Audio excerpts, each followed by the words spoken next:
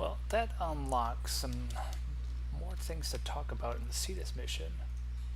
So I'm going to fast travel over to Kanzu, and if we look at the bounties, we now have more than just the first mission, which gave the chassis, but we also have the systems requests.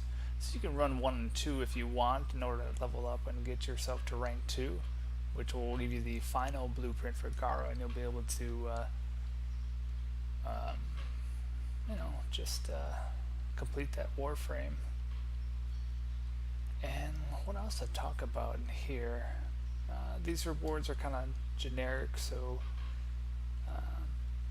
it's whatever here. And these are just additional resources, and every 2 hours or 3 hours, I believe this whole thing changes. If I was ranked 2, I would probably, as a new player, run this mission over and over again. I know the Gladiator Vice is worth like 90 platinum in a trade, and once you reach rank 2, you then be able to trade with people.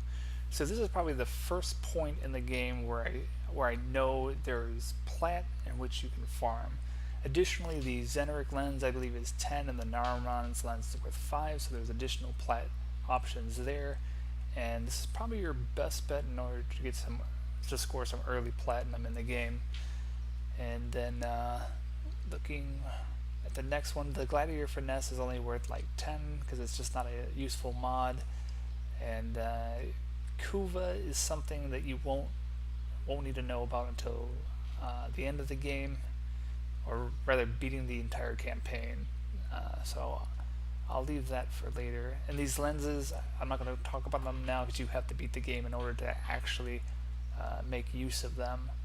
And then the final one, if you do reach rank 5, again, this is more stuff that it's not really, I can't really talk about it because we're not at that stage where it would make any sense or be useful to talk about. There is the blueprint for Furex Wrath, and there is a relic. You can look at the relic videos that are out there as far as what's happening with that. But for now, I'm going to leave that alone.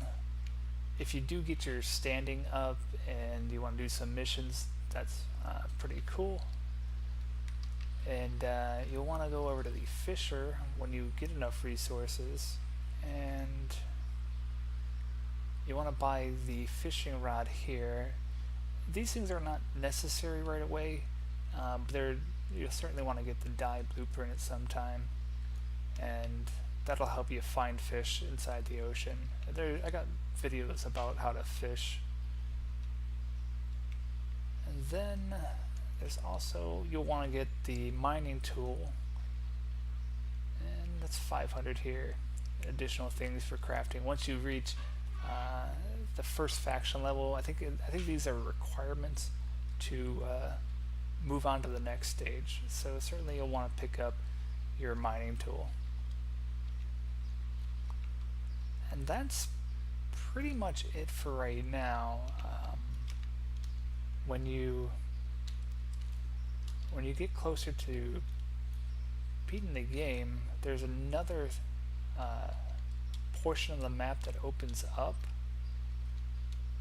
and if we look at the map, we actually see people sitting over here. And if I would learn how to jump, I'd be over there. Maybe it's down below. Somewhere in there. There's a passage here, and you see there's someone behind this wall. But we can't get in there because it's something that you have to beat the game with. Anyways, moving on to the next mission.